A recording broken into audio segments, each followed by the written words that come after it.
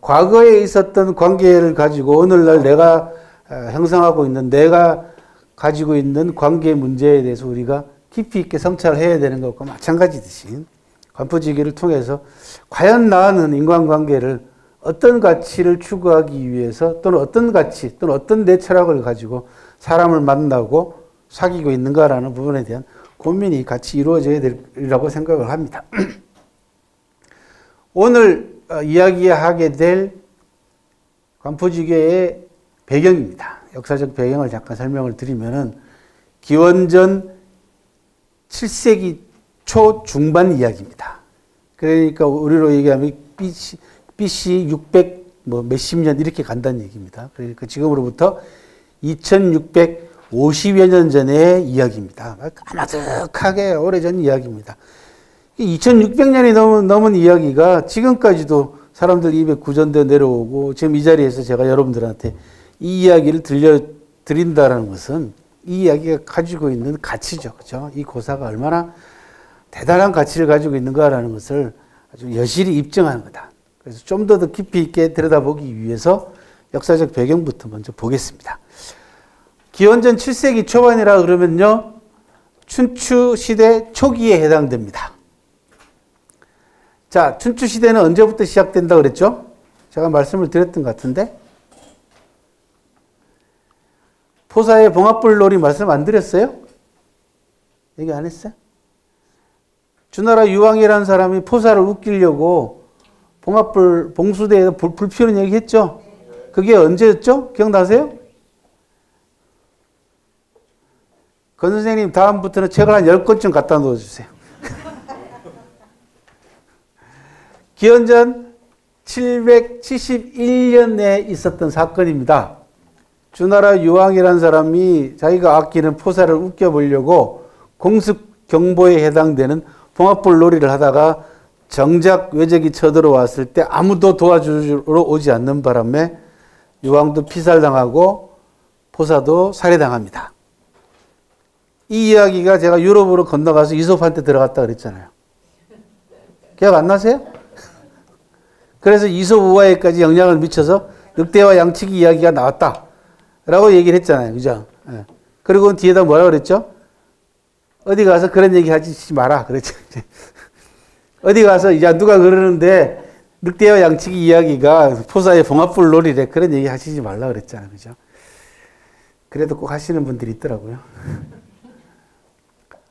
동서양을 막론하고 비슷한 고사들이 나온다, 그런 이야기입니다. 그죠? 한쪽은 동화일 뿐이고 한쪽은 역사예요. 실제 팩트야.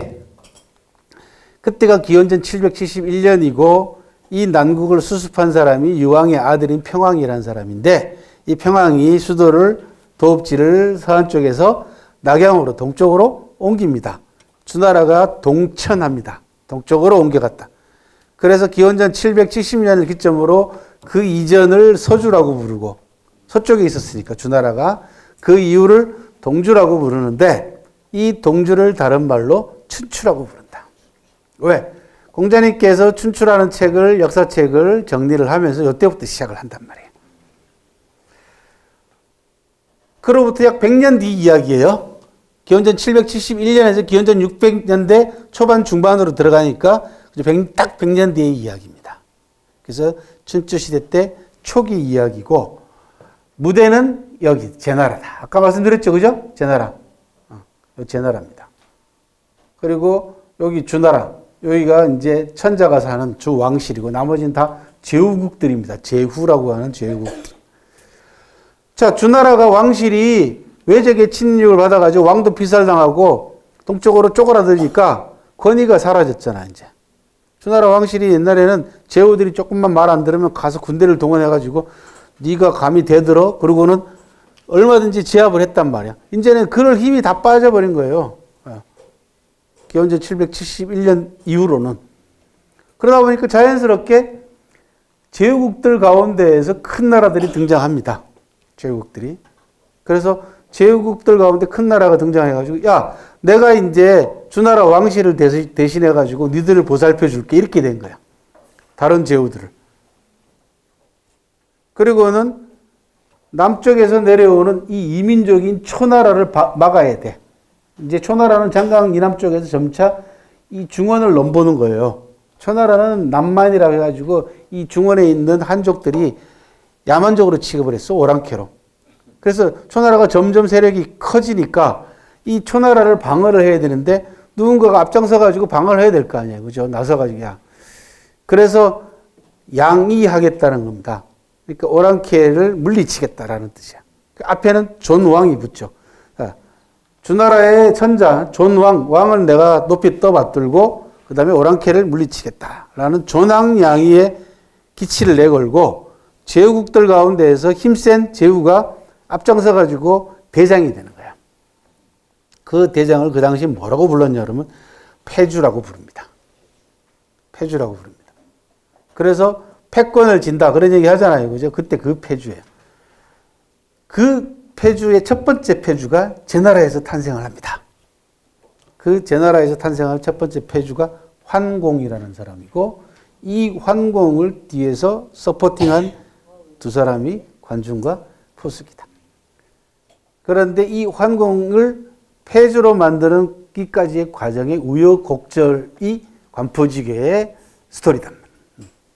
이게 순조롭게 관중과 포숙이 환공을 모셔가지고 환공이 최초의 패주가 된 것이 아니라 그 사이에는 여러 가지 우여곡절이 있다. 오늘의 이야기는 그 이야기다. 그런 말씀입니다.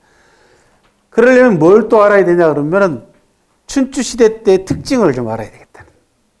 패주의 권위가 떨어지고 난 이후에 주변에 있는 여러 제후들이 이제는 내가 천하의 패주가 되기 위해서 국력을 키워야 되겠다는 경쟁 상태에 들어가는 거예요. 경쟁 상태.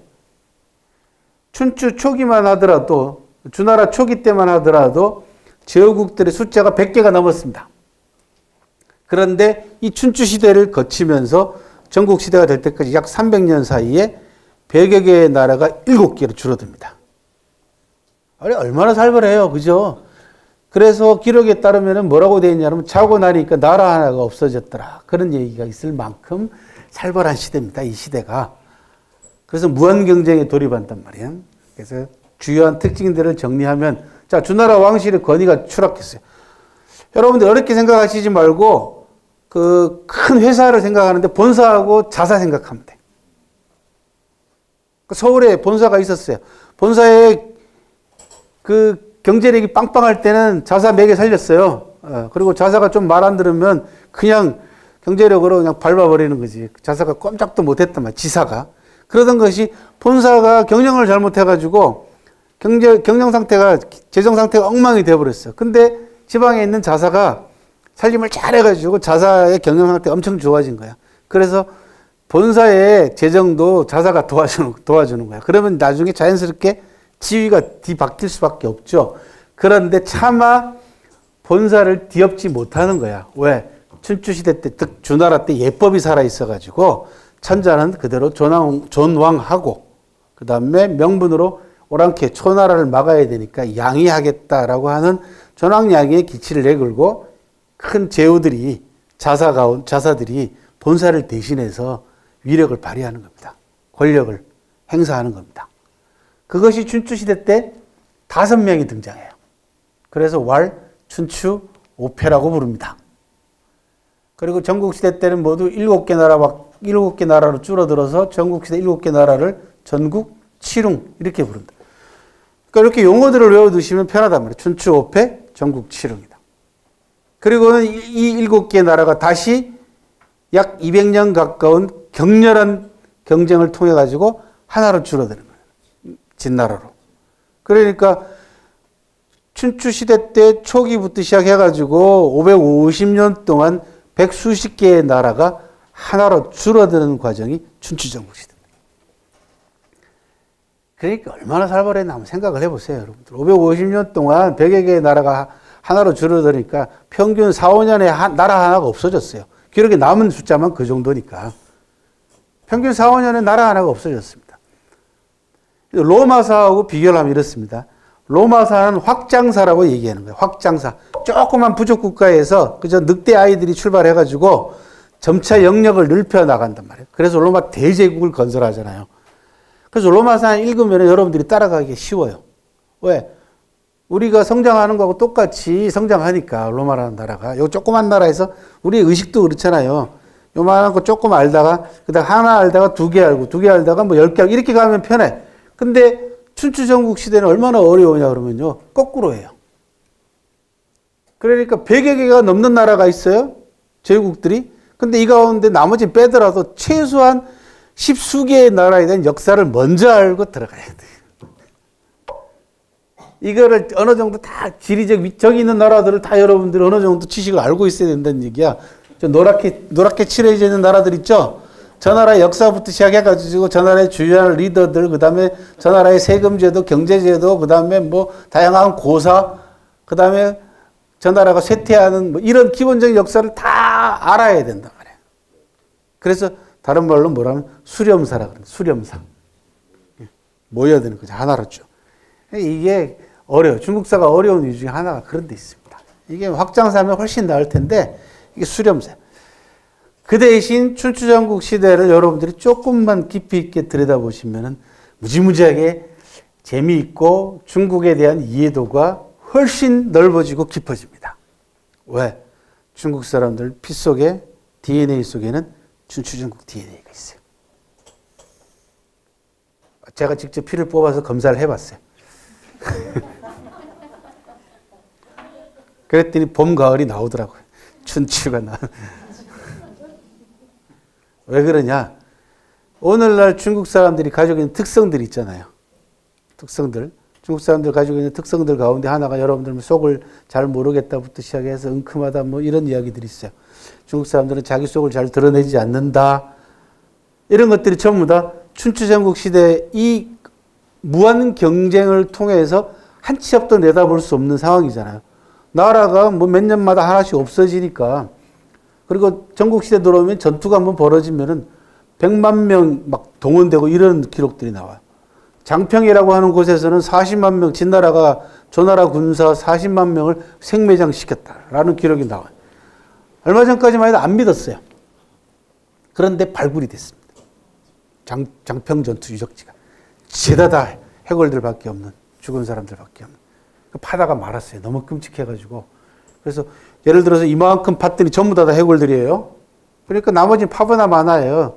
예, 그 지역이 장평 전투 지역이니까. 그러니까 너무 끔찍하고 규모가 크니까 일부만 파가지고 잘 보여주지도 않습니다. 그 확인이 됐거든. 이 살벌한 시대를 살다 보니까 함부로 자기 속을 드러내거나 함부로 자기 이야기를 할 수가 없어요. 마치 서부 개척 시대 때 언제 총알이 날라올지 모르는 거단 말이에요. 그리고는 전쟁의 시대입니다. 그죠? 기록에 따르면은 춘추전국 550년 동안 기록에 남은 전쟁 횟수만 약 500차례예요. 그러니까 1년에 한 번씩 전쟁이 있었다는 겁니다. 기록이 없는 것까지 따지면. 전쟁이 끝나고 나면 뭘 하냐는 전후회담을 합니다. 협상을 하는 거죠. 전쟁이 끝났으니까 이긴 쪽하고 진 쪽이 협상을 하는 거예요. 그 땅을 내놓으라부터 시작해서 인지를 보내라 이런 거죠. 그러면 이긴 쪽은 더 많은 땅과 더 많은 인지를 더 많은 돈, 재물을 얻으려고 할 것이고 진 쪽은 어떻게 하면은 적게 주려고. 그러다 보니까 뭐가 발달합니까? 협상술이 발달하는 거야. 협상술의 기본은 뭐냐 그러면은 법원으로 얘기하면은 판례형. 그잖아요. 예. 판례가 어떻게 났느냐. 즉 외교관들은 중국 역사에 대한 해박한 지식을 가지고 큰 나라한테 가가지고 그때 이런 일이 있었고 뭐 해가지고 막 증거를 들이밀어야 되는 거야. 그걸 잘했던 사람이 춘추시대 때 정나라의 자산 같은 사람입니다. 가서 공부를 많이 해야 돼요. 엄청난 공부를 많이 해야 돼요. 또 하나는 뭐냐. 무한 경쟁 시대에 들어가다 보니까 그 경쟁을 뒷받침해주는 문물 제도를 개혁하지 않으면 안 돼요. 자기가 살아남으려면 옛날 방식으로는 안 된다는 겁니다. 그래서 개혁의 시대, 이 시대가. 개혁을 합니다. 중국 역사상 개혁이 550년간 개혁했던 시대입니다. 다른 게 아니고. 그래서 철두철미하게 개혁한 나라만 살아남았습니다. 그 나라가 바로 진나라예요. 어중간하게 개혁한 나라는 비리비리 간신히 버티다가 역사의 무대에 사라졌고 개혁을 거부한 나라는 어김없이 일찌감치 역사의 무대에서 퇴장했습니다.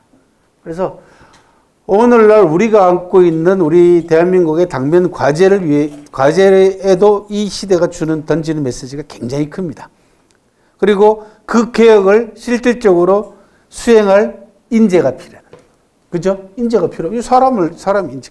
인재 가운데서도 그냥 인재가 아니고 어떤 인재가 필요하냐? 전문가가 필요합니다. 전쟁도 대규모로 바뀝니다. 그래서 춘추시대까지만 해도 전쟁이 왕이 직접 궁궐에 앉아가지고 작전을 지시합니다. 주로 전차전이니까 크게 문제가 없어. 전투가 벌어지는 장소가 뻔합니다. 저쪽 들판에서 벌어지는 거야. 전투지가 옮겨가질 않아요. 그러니까 왕이 나서기 전에 이미 장군들한테 이번에는 이렇게 싸워라라고 명령이 하달될 수가 있어요. 작전 명령이. 그런데 이 시대, 전국시대로 넘어가면서부터 전투 형태가 전차전에서 기병과 보병전으로 바뀝니다. 그래서 지형지물을 이용해야 되고 기습을 해야 되고 그 다음에 가장 중요한 건 첩보전입니다. 정보를 누가 많이 상대에 대한 정보를 가지고 있느냐에 따라 확 달라지는 거예요. 그죠? 그래서 현국시대 들어오면은 유세가들이 거의 대부분 다 뭐 하는 사람들이냐면 정보 수집 전문가들이에요. 저 나라의 산천은 어떻고 저떻고 저 나라의 군사 요충지는 어떻고 저떻고 저 나라의 리더의 성향은 어떻고 저떻고 이런 것들을 유세가들이 쫙 분석을 해서 파악을 해서 이쪽 나라의 임금한테 가가지고 당신이 살아남으려면 저 나라하고 친해야 되고 저 나라를 쳐야 되고 이런 것들을 유세하는 겁니다. 로비스트들이야, 쉽게 얘기하면. 그렇게 해서 인정을 받으면 외국에서 온 사람이 일약 대상이 되는 겁니다. 소진 같은 사람은 6개 나라를 떠돌아다니면서 제일 서쪽에 있는 진나라가 제일 막강하기 때문에 동쪽에 있는 6개 나라가, 이건 춘추시대 지도입니다만 6개 나라가 힘을 합쳐가지고 진나라에 공동 대응해야 된다. 이거를 뭐라고 얘기를 해요? 합종이라고 한다. 합종. 그러니까 동쪽에 있는 종으로 내려선 나라, 남북으로 쭉 내려선 5개의 나라가 힘을 합쳐가지고 진나라에 대응한다. 그래서 6개 나라가 다 소진의 이야기를 받아들입니다. 그 소진이 6개국의 공동재산이 된다고. 그래서 소진을 차고 다니는 도장도 육각이었어요. 전설에 따르면 죽고 난 다음에 무덤의 비석도 육각이었다고 그래요. 이 소진의 합종 논리를 깨기 위해서 진나라가 기용한 인물이 장이라는 사람입니다. 장이는 자, 동서로 늘어선 나라들하고 외교관계를 통해 가지고 각계격파를 하는 거야. 그거를 연횡이라고 합니다. 그래서 합쳐가지고 합종연횡. 그래서 때만 되면은 정치 세력들이 이합집산을 거듭하는 현상을 놓고 합종연횡한다. 이렇게 얘기를 하는 거죠. 거기에 진나라의 범수라는 사람이 위나라에서 진나라로 건너와가지고 어떤 외교 전략을 내세우냐 그러면 여러분들도 너무 잘 아는 원교 근공이라고 하는 유명한 외교 전략을, 아무것도 아니에요. 원교 근공. 뭐예요? 멀리 있는 나라하고 친하게 지내고 가까이 있는 나라부터 공격하라는 거 아니야. 당연한 거예요. 진나라 입장에서는요. 자, 동방으로 진출해서 천하를 통일해야 되는데, 예를 들면 나중에 요 진나라가 한조위 세 나라로 쪼개집니다. 그래서 요 옆에 있는 한나라, 조나라를 공격해야 돼. 그러면은 요 멀리 있는 제나라, 이 강력한 제나라가 얼른 쫓아와가지고 이 나라를 도와주면 불리하잖아요. 그러니까 이 제나라하고 친해지는 거예요. 그리고 여기 초나라하고 친해지는 거예요. 멀리 있는. 그리고는 중원에 있는 한조이라고 하는 세 나라, 조그만 나라들을 각계격파하는 거야. 뇌물과 간첩과 이런 것들을 통해 가지고. 그래서 전략과 전술이 완전히 달라집니다. 그리고 제일 중요한 거는 정보전이야. 이 정보전을 보여주는 대표적인 사례가 전국시대 때 여러 나라들이 있는 공자들이 식객 3,000명을 거느렸다라고 하는 거예요. 자기 집에서 밥 먹여주는 사람을 3,000명이나 됐다는 거예요. 엄청난 인재풀을 거느리고 있는 겁니다. 그래서 필요하면 그 인재들 가운데서 전문가들을 추출해가지고 적재적소의 나라를 위해서 또는 왕을 위해서 도와주게 만드는 그런 사병 집단. 그러니까 개인 인재풀이 인프라가 존재했다는 얘기죠. 그 전부 다 뭐를 위해서요? 정보. 오늘날도 똑같습니다. 우리나라가 세계 경쟁력에서 뒤떨어졌고 뒤떨어지고 있고 또 지금도 여전히 정신 못 차리고 있는 분야 가운데 한 분야는 정보 분야입니다. 지역 전문가가 없다는 거죠. 우리나라는. 예를 들면 무슨 일이 터지면은 제가 지금도 기억 남는 게 뭐냐면 그 9.11 테러 때 미국이 폭격당했지 않습니까? 그죠? 미국 본토가. 그때 오사마 빈 라덴 나왔을 때 아무도 모르는 거 우리나라는. 그래서 저 터키에서 유학했던 이희수 교수라는 이슬람 전문가 그 양반이 완전히 일약 스타가 됐어요. 왜? 그 사람밖에 아는 사람이 없어. 그러니까 뭐 불려다니느라고 정신이 없는 거죠. 중동 지역이 얼마나 중요한 지역입니까? 우리가 기름을 다 거기서 사갖고 오고 그쪽에다가 엄청난 수출을 하고 있으면서도 그 지역의 역사나 문화에 대해서 지역 전문가 하나 기르지 못하는 거예요. 혹시 여러분들 가운데서 외국으로 유학, 특히 중국으로 유학 보낼 분이 계시면은 자녀가 어떤 쪽을 원하는, 어떤 쪽을 공부하고 싶으냐에 따라서 보내는 지역이 달라져야 된다는 겁니다. 무조건 상해나 북경으로 보내봐야 아무 짝에 소용없습니다, 실제로. 거기는 더더군다나 우리나라 애들이 많아갖고요. 지들끼리 어울려가지고 노느라고 중국말 배우지도 않고 한국말만 쓰고 다니고 하다가 10년이 지나도록 중국말도 못 배우는 게 수두룩해요. 그래서 내가 농사, 임업에 관한 쪽에 관심이 많다 그러면 저 흑룡광성이나 길림성 쪽으로 보내야 돼요. 죄다 다 남으니까 거긴요. 그죠? 그 다음에 그림에 관해서, 중국 그림에 관해서 공부하고 싶다, 벽화에 관해서 공부하고 싶다, 어디로 보내? 도낭으로 보내죠. 사막으로 보내죠. 그죠? 도낭은 벽화 천지잖아요. 1m짜리 높이로 벽화를 쭉 일렬로 세워라 그러면요. 25km나 세워요, 벽화가. 1m 톡 되는 그림으로 쭉 세우면은 그 길이가 25km나 간다고. 그게 도낭 벽화예요. 그거 평생 들여다보고 앉았어도 다 공부 못 한단 말이죠. 그렇게 해서 지역 전문가와 한 분야의 최고 전문가들이 여러 명을 길러내야만이 그 지역을 제대로 파악할 수가 있는 거죠. 그러니까 저 같은 얼치기가 많으면 안 됩니다. 그죠? 이걸 다 하려고 하니까 얼마나 힘들겠어요. 그죠?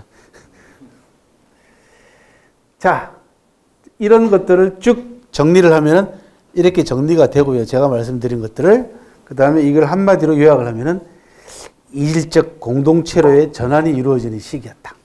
즉, 주변에 있는 다른 이민족들하고도 다 문화적으로, 민족적으로 융합이 되는 거예요. 그래서 이질적이지만은 이제는 공동체로 형성돼 나가는 거죠. 왜? 천하가 통일로 가는 과정이잖아요. 주추전국 시대 때가 하나로. 그런데 이 이질적 공동체는 오늘날 세계 현상하고 똑같아요. 지금 우리나라 모습이 이질적 공동체로 가는 거예요. 어? 외국에서 들어와서 우리나라에서 노동하고 있는 사람부터 시작 일하고 있는 사람이 얼마나 많아지고 있으며, 농촌에서는 농촌 전체 인구의 10% 이상이, 그죠? 예. 뭐라 그럽니까, 그거를? 외국에서 시집 온 사람들이, 그죠? 다문화 가정이에요. 10% 이상입니다, 이미. 어떤 많은 데는 전체 인구의 20% 가까이가 다문화 가정입니다, 시골 같은 경우는. 이런 것들을 굳이 고상하게 표현하자면은 이질적 공동체의 전환이 이루어지고 있는 상황이다. 그래서 법률적 정비나 제도적 정비 같은 것들이 굉장히 필요합니다. 그리고 다문화 가정의 형성을 부정적으로 바라볼 필요가 전혀 없습니다. 왜? 우리나라 역사가 바로 잡종교배의 역사입니다. 대단히 한국 사람이 뛰어난 이유가 뭔지 아세요? 이 잡종들이라서 그렇습니다. 끊임없이 중국에서 내려오는 사람들과의 교배가 이루어졌고, 섞였고, 그 다음에 몽고 침략 이런 것들을 받으면서 우리나라 보시면 남쪽 사람, 북쪽 사람 다 다른 이유가 뭐냐 그러면 여러 종족의 피가 섞여 있습니다. 우리나라는 옛날부터. 그리고 이 이종교배는요, 그 종족을 점점 더, 그죠? 우성화시키는 작용을 합니다. 뛰어나게 만들어요. 그 동종교배하면은 결국 유전병부터 시작해가지고 도태당하거든요. 그래서 이런 부분들을 법률적 정비나 제도 이런 부분들을 정비를 해서 우리나라 국력을 좀 더 향상시키고 문화도 좀 다양화시키고 그 다음에 유전인자도 훨씬 더 뛰어나게 만드는 쪽으로 배려를 해야 됩니다. 이제는 그거를 막을 수가 없는 상황입니다. 지금 현재는 또 막아지지도 않고 기본적으로 이런 것들을 이질적 공동체로의 전환이 이루어지던 시기다라는 말로 표현을 합니다. 자, 그런 초기, 이런 현상들이 일어날 무렵의 초기 저 산동반도 우리나라에서는 제일 가까운 데입니다. 우리나라하고도 관계가 있습니다. 저 나라가 제 나라에서 일어난 이야기입니다.